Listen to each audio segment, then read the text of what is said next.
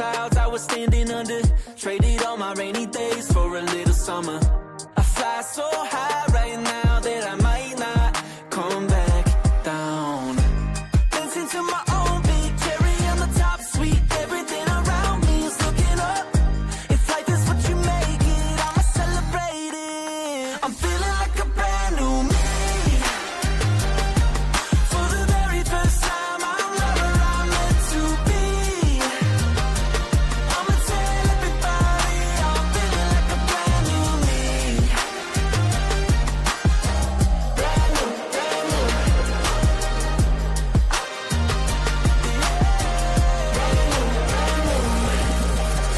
Cloud nine, I just took a little visit and the old me didn't know what I was missing. Seeing so clear, got that 2020 vision. It was in me all along. All I had to do was listen to that heartbeat down inside of my chest.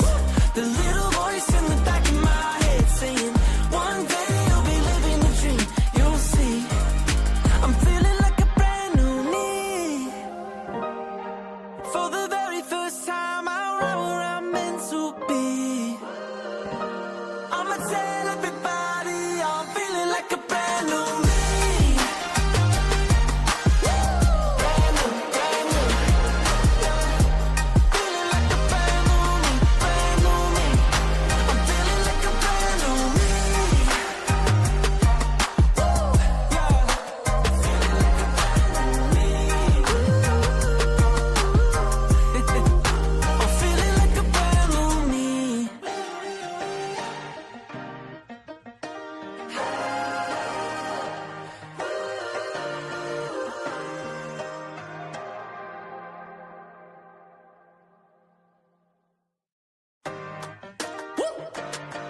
Yeah.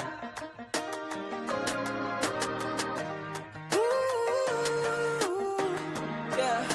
I'm feeling like a brand new me. Brand new, brand new.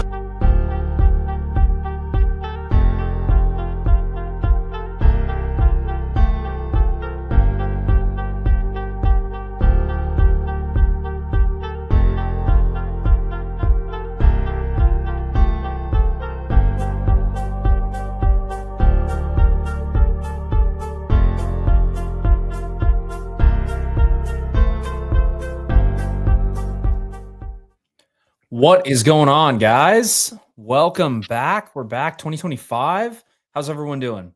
Back for another live. Good. How we doing? Good, man. Ethan, you got your mic set up this time? Let's go. Yep. Got a new computer, so I got more ports to work with now. What new computer did you get? I got the M4 MacBook Pro. Let's go. I love Nice. it. I love it. It lasts like 2 days without charging. It's awesome. That's wild. That's wild. Well, what's going on, guys? We're here to answer any questions you have around scaling your video business in 2025, how to get more leads, how to close more sales, what type of packages to offer, what you should be selling to your clients. We're going to go over all of it. If you have questions, if you're tuning in live, go ahead and drop a comment down below. Let us know where you're calling in from, where you're listening from, and we'd love to know. And we're happy to answer any questions you guys have. Let's dive into it. We're going to wait for a couple people to get in here. I know we got some people in the lobby. But Evan, what's going on with you, dude? How are you? Dude, I'm good. Finally back to working out this year after starting the year off sick. I know you guys you were sick too. I had the flu. Yeah, it's not very fun. Sucks, but Yeah. back at it and I'm thinking about running a 5K in a month. Really? Nice. Yeah. There we go. My trainer was like, "Hey, my wife's doing it. Do you want to do it?" And I was like, "Maybe." I like running, sure. so I mean, I don't know. I've never ran one before, but I think I ran one a long time ago with my girlfriend, and I was running. I think it was like a color run. So there's like a bunch of colors and craziness and stuff like that. But yeah, dude, that's awesome. I love that.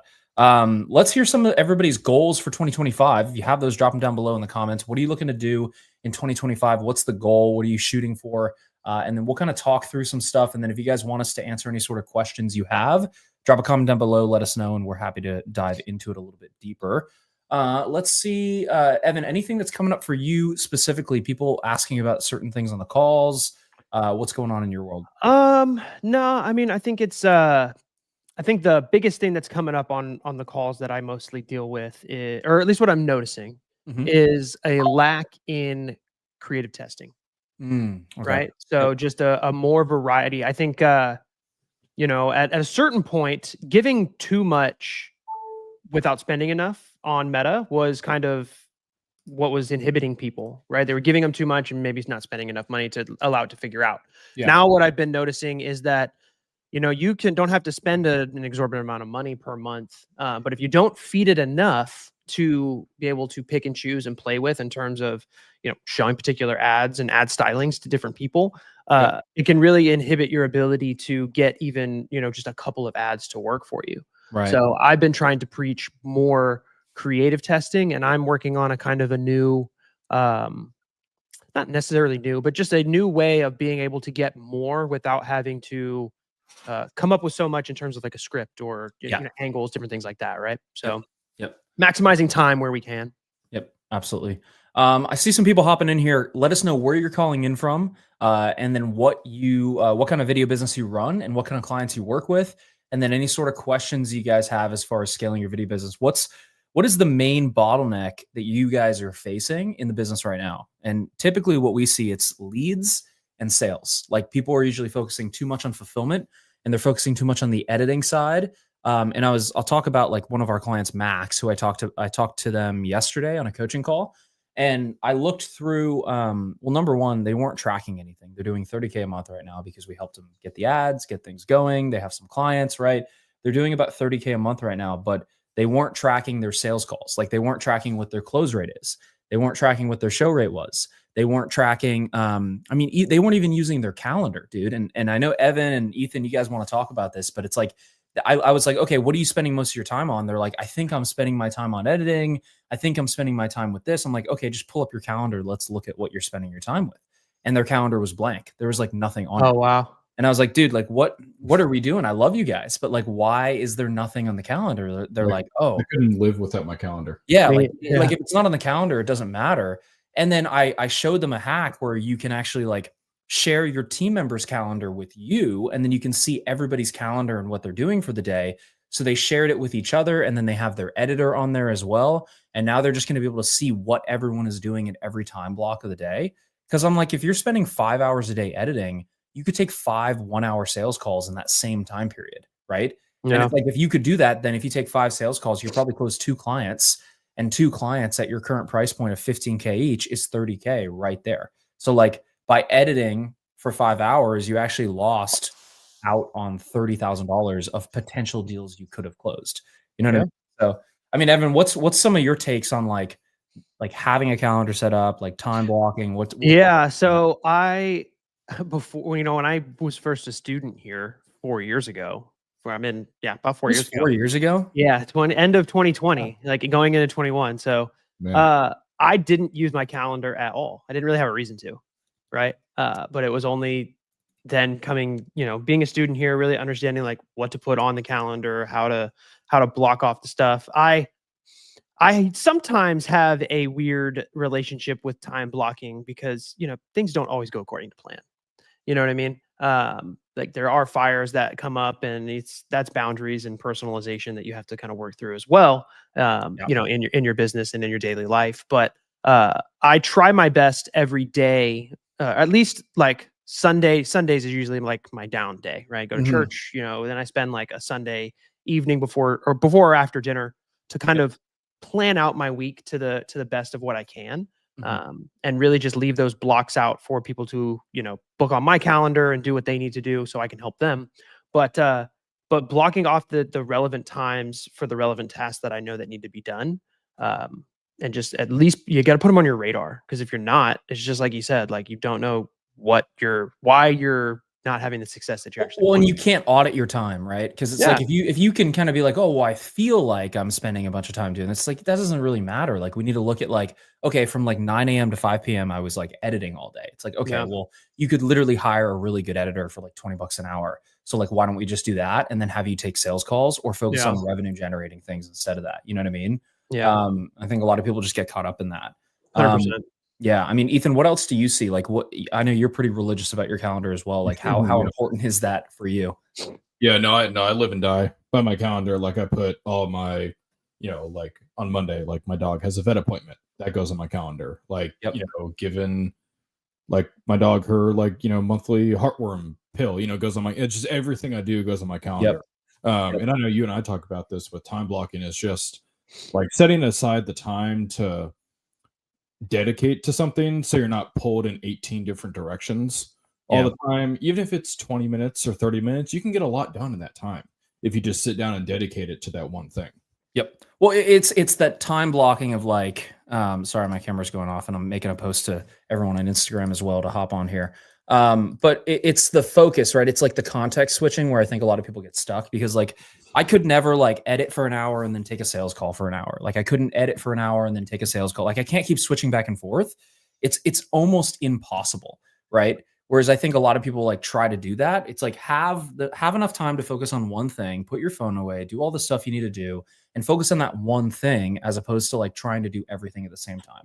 You know what I mean? And like, it's not important if it's not on the calendar. And I think a lot of people get stuck with that, but it's like, how do we start to buy our time back so we can focus on things that actually grow the business? Because if you look at 2024, like if all you did was spend all of your time and you were really busy, but your business didn't actually make more money, then like you're not up leveling what you're working on. And like, you're not adding leverage to what you're actually doing. You know what I mean? Not 100%. The revenue generating things. Exactly. So it's like, you have to be focusing on those things, because if not, like you're just a glorified employee, right? It's like the whole point of having a business is so we can hire other people under us to start to buy our time back. Right. Which is huge. And I'm just making this post, guys. But I mean, Evan, is there anything that you feel like you've been stuck in the weeds on a little bit too long that's really like held your business back? No, I mean, I think sometimes for me, it's mostly about like, for me, so sometimes it's on the content side, like, because I know the importance of like keeping up with the relevancy of content for the nurture process of what it is that I do, right? So it's sometimes I get lost in the planning of that aspect, or I probably maybe overcomplicate sometimes that process, which inhibits my ability to sometimes get certain things done in the timeline that I actually want to get it done. But those are like easy problems to fix, because it's kind of like, it's just like going to a boot camp. Like you just do it and like it gets done. Right. It's the common, overthinking it thing. And I think those are the easy things to get out of. But that's been my kind of biggest thing right now, is like just planning stages of whatever it is that I'm planning. Whether it's, modules, content, it's whatever I'm making, right? The planning stage for some reason, as of late, has been kind of my Achilles heel. But again, that's just nutting up and shutting up and doing it, Yeah. No, I hear you on that. I mean, where do you see a lot of people get stuck when it comes to like, because I definitely see people who launch the lead gen, right? They get a couple clients, but then they get kind of like stuck and they're like, okay, cool. I've had a couple clients. Like now I'm good and I'm going to ease off the gas again. Like, what's your advice to people when they start getting that system to actually start working to spit out clients? Like, how do they keep it going without burning themselves out? You know what I mean? And like, I mean, that definitely comes down to personal preference based on the person, right? Like, I mean, you can be an Alex Hormozi and want to make $100 million a year, or you can be somebody who is cool working in a certain, like, I think that comes down to a certain person. But advice to, when you see that, you have to understand, it's like we always say all the time, like the work that you're doing now is not necessarily going to show itself right this second. It might show itself in a month, 2 months, 3 months, right? So it's not, you can't get caught up in like, okay, I can take my foot off now because it will show itself at somewhere later. Now, there's a difference between taking your foot off and easing off the gas. Yeah. Right. There's definitely a difference there. So it's just kind of understanding what that like give and take kind of looks like. And then, like you said, buying your time back where it's necessary, right? I think that's one of the easiest things if you're tracking things the way that you should be, right? To actually go in and be like, okay, where can I buy this time back? 9 times out of 10 for most creatives like us, it's editors, right? You start there. Yeah, and I think like a tactical way to kind of like piggyback off that to calculate your hourly rate is like figure out how many hours do you work in a year, right? Yeah. And then how much money did you make in the business, and then divide that by that amount, and then you come up with an hourly rate, right? Like most business owners' hourly rates are probably like $1,000 to like $2,000 an hour if you really calculated it. So then it's like, why are you spending yourself? why are you spending time on editing when you can hire somebody for $20 to $25 an hour to do that? Yeah. Right? Like, 100%. why are you mowing your lawn every weekend when you're exhausted from working all week when you could hire somebody for, $75 for an hour to do that? Right? It's like when you put it in perspective of what your hourly rate. Go ahead, Ethan. I was gonna say they're probably better at it than I am too. Right, exactly. So it's like there's a lot of editors where all they do all day is edit, and it's like, let's hire it out to them. They get better at it. Like, they're better at it than us. They can focus on it, and then we can focus on revenue generating things, right? I saw a comment the other day. It was like, well, I just want to be doing the work. And there's nothing wrong with that. But like, if you're going to be a business owner and start getting more leverage, the whole point is so that you can buy your time back and have other people do the work for you, right? If you just want to be the person working, doing the work, then like, you can go get a job at an agency and just be an editor, which there's nothing wrong with, right? But the people we work with want to grow. They want to build the leverage. They want to make more money, et cetera, So I think that's just a clear distinction a lot of people need to make and figure out, like, who do you want to be? Do you want to be an entrepreneur, or do you just want to be more of a technician at the end of the day, right? There's nothing wrong with either. Yep. 100%. Yeah. I see you guys on the live. Let us know where you're calling in from, what questions you have. Drop a comment down below if you're on YouTube. I see you guys on YouTube. Drop a comment in the chat here. I'll drop a comment here to let you guys know where.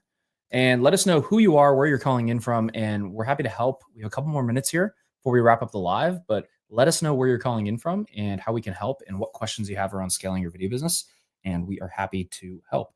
We've worked with almost 600 people one-to-one, video business owners at this point, coaching them to grow their video business. So if you've encountered it, we probably have seen it before, and we can probably help you with those questions. What's another point where people kind of get stuck, Ethan? If there's anything on your end that you see? I'd say one big thing is something we talk about like in the very beginning when people start working with us is the whole done is better than perfect mantra. With like, I know Evan works, a lot with ads and all the marketing sides, just putting stuff out there, start testing it. Like we were talking about numbers and tracking things. Same thing with ads. Oh, I feel like they're not working. Okay, well, let's look at the numbers. Are they working? Are they not working? It's very binary, black and white. Yep, absolutely. Yeah. I think it's really just, like you said, it's done is better than perfect, really putting yourself out there and giving yourself enough time to test. Like Evan said, it's the 30-day rule where it's like you put something out there. It can take 30 days, 60 days to actually see the fruits of that, of that labor, right? Mhm. And actually see that starting to come to fruition. And a lot of people just give up before and say like, oh, ads don't work for me. It's like, well, ads are just reaching people who are already in your market and then turning those people into people who are leads, right? So like there's nothing special about it. But Evan, maybe you want to speak to that a little bit? No, I mean, it's why too, like, I mean, even if you're struggling at getting something going or like an edit has to happen, like I know we're all video guys here, right? But there are ads out there that are just pictures, right? They're images, they're text. It's like, it's about that message, like you said, Eric, like that message has to get up and out. So we even know if we're kind of going in the right direction with the offer, with what people actually want, right? And by getting up something quicker than making it perfect, you're going to be able to make iterations, feedback, right? Yeah, exactly. Yeah, 100%. And no, I think you're right on par with that. eTalk says he's Owen from Toronto here, formally launching his content creation business next week. I love it. What's the biggest tip for making the most of a formal business launching my social media pages to garner interest? Evan, maybe you want to take that one. Just do it. Don't overthink it. There is no big, because I'll give you this example. Like he's talking about a formal business launch. When I was a student here, I didn't have an LLC. I didn't have a business. I didn't have the formal things that you but you would think that you would have to make something like a formal thing. It was only when I got 1, 2, 3 clients where it was like, okay, this money's coming in faster than I anticipated, and I got to keep track of it. And I kept track until I found a bookkeeper that I like to work with. I could just track everything on a Google Doc and I remember that because I did your case study with you. Yeah. And you were like, I got a backlog. Like, I got to set up my LLC. I just closed like a $30,000 deal. I was like, bro, what? Yeah. It's crazy. So it was like, it's not, you don't have to have like all your ducks in a row to get. It's literally just do. Yeah. Until you have somebody pay you money, it's not a business, right? So That's true. That's true. Sprint to the point where you're getting people to pay you money, and then we figure the rest out from there, right? Yeah. Like get people to pay you money, and then work on the business structure, and then work on, like, one of our clients, Max, they're doing $30K a month right now. And they don't even have, like, they're not even formed as like an S corp yet. Like, they're not formed in like the proper business structure, right? So it's like none of that stuff's even set up yet, which is totally fine. But like, let's get the money in first. Let's get the clients in first, and then we can start to like build the rest of the stuff.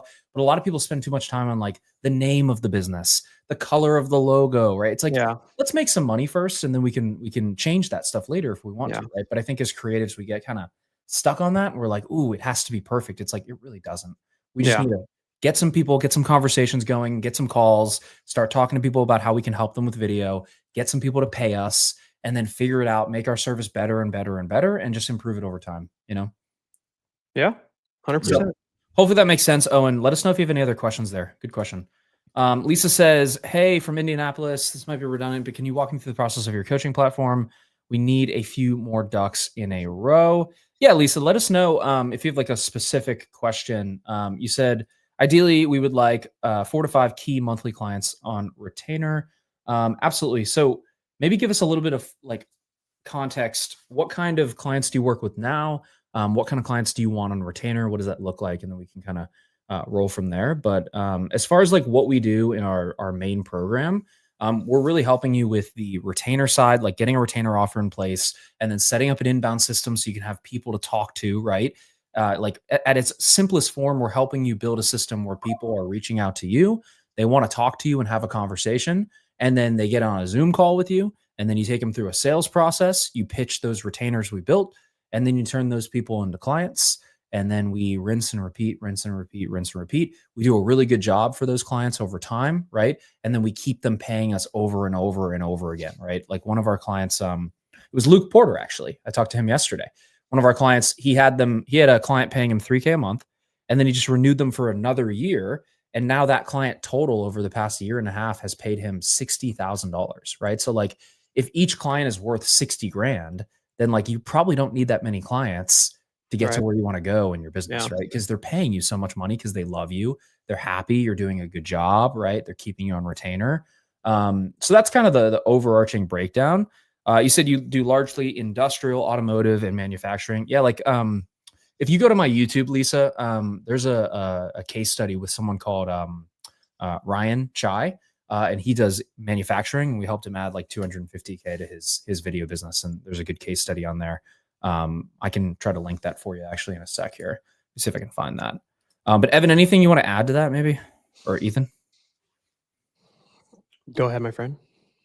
No, I mean, I think you hit the nail on the head for the most part. I was gonna say too, with like the whole done is better than perfect too. I know a lot of people get caught up in things being perfect as well, especially in, creative, things like ads and brand videos, and, it's got to be absolutely perfect, to the person making it, but you just got to put it out there. Like Evan said, just start. Yep. Just do it. Yeah, just do it. Especially on the ad side, you just got to get it, up and out and get that message component going. So the people out there that you are trying to find know what you're trying to give them. Yep. Yeah, exactly. And Lisa, I just dropped that case study link down below in the chat.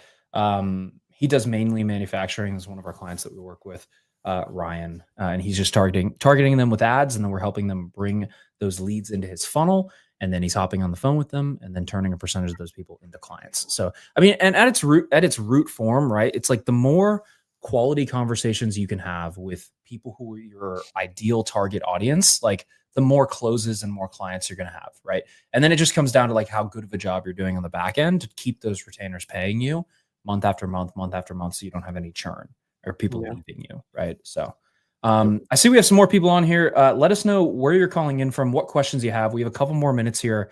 We're just doing a live Q&A with any sort of questions you guys have around scaling your video business. Neil, what's up, man? Thanks for taking questions, guys. I'm curious, do you also help video producers make the leap into the feature film world? It's one of the biggest challenges. I'll be completely honest with you. We don't really focus on feature film work, Neil. We mainly focus on helping clients get retainers with small to medium sized businesses, like businesses doing $150 million or less every single year. That's ideally who we focus on. We are not really helping people turn into like doing feature films just because that's not our area of expertise, if that makes sense. We're really focusing on just helping people go into the small to medium sized businesses and then getting retainers anywhere between $5K a month to like I've seen 25, 30K a month is the top retainer, like where people are paying them that every single month. So that's ideally what we do. And let me know if that makes sense or if you have any other questions on that. But Evan, Ethan, anything to add on that? What I said?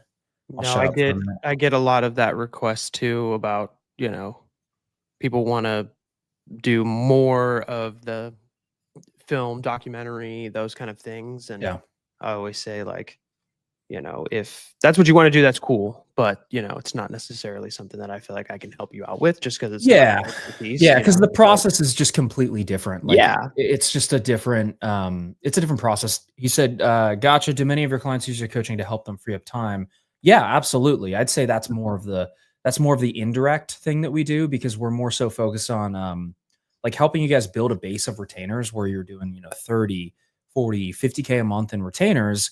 And then you hire a team to do that very simple work for your clients. And now you've freed up more time and you also have money from your business to fund other things that you want to do at the end of the day. And that's where you can start to fund the passion projects and like have time to do your own stuff. But you have like a sustainable business as the foundation to what it is that you're doing. You know what I mean?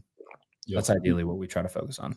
You can do it because you want to, not because you have to. Yeah, exactly. Like and not to say like there's plenty of people who are successful at doing the feature film thing. It's just not what we like have helped our 500-600 clients do. It's more so helping them with more of the specific type of small to medium sized businesses. Yeah, absolutely, Neil. Let us know if you have any other questions on that as well. What else, guys? We have like 4 minutes here. At the half hour, we're popping off. So what other questions do you have? Let us know and we'll answer them in the chat here. Let's see. Evan, are you guys going to get snow in Texas? No, I mean, that's like every 4 years, maybe it might happen. Okay. We'll get ice on the roads, usually at least once a year we get ice on the roads. The school teachers were telling the young elementary kids that it's going to rain tomorrow and it's going to be cold, so it might snow. And then my kids just got off of school and were like, "It's going to snow tomorrow." And I was like, hold on. I have to be the bad person here. That's true. But no, I mean, they make a big hoopla around here when it freezes. Wrap your pipes, do all that, because we had a couple of years ago a really big episode, like the whole electrical grid like shut down for 3 days. It was terrible. Because Texas is on their own separate power grid. Yeah, you guys are a separate country over there, dude. Technically we're we could do it. There you go. You're separating from the United States over here. Lisa said, what's the biggest rocket fuel for the process of retainers? I'm not sure I understand the question, Lisa. Maybe you could clarify. I can maybe answer that. Yeah, go ahead, Evan. Having a proper sales call. I was going to say sales is the biggest thing. You got to, and what is a proper sales call, guys? I'm not going to answer this one. So running, diagnosing what their biggest problem is, taking them from where they are to where they eventually want to be and having them make that realization. Yep. And then showing them how your product or service is going to fill that gap, right? Boom. Yep. What is point A? What is point B? How can I help you get there? Yep. Showing the value, building trust, all that. Yep. Absolutely. Neil says, my biggest fear is if I don't want to do the grunt work of what feels like cookie cutter work, why would anyone else? How would I find people to hire to do it if I don't like doing it myself? It's a good question. So I get where you're coming from with the cookie cutter work. The thing I'll reframe you on though is that I wouldn't call it cookie cutter. I'd call it repeatable, because like every successful business is built on repeatable processes. Because if it's not repeatable and it's all in your head and you can't teach someone else to do it, then you become the slave to the process because you're the only person who can do it. Right. So like, cookie cutter is one way to put it. I feel like, a lot of people who are super creative kind of look at some of the stuff that we do where it's like more basic type packages and say like, oh, that's super cookie cutter. And like, it is more basic for sure. Yeah. Like the whole point we have that of like the whole point it's basic is because then I can hire other people to do it. And the reason other people would do it is because they want to make money. Well, I was going to say to Neil's point there, I mean, every single day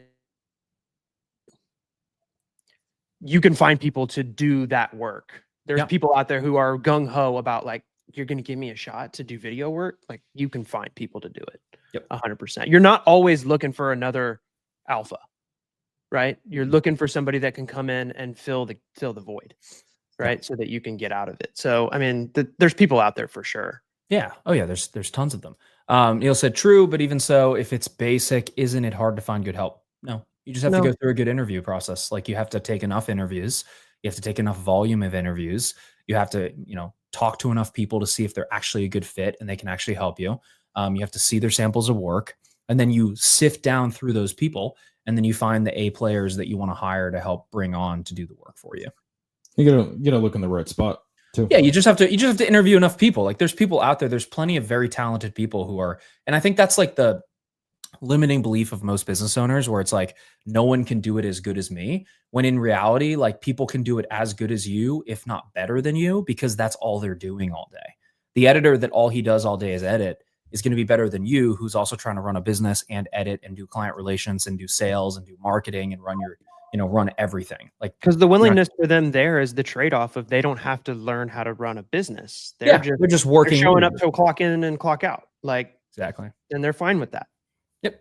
Yeah, exactly.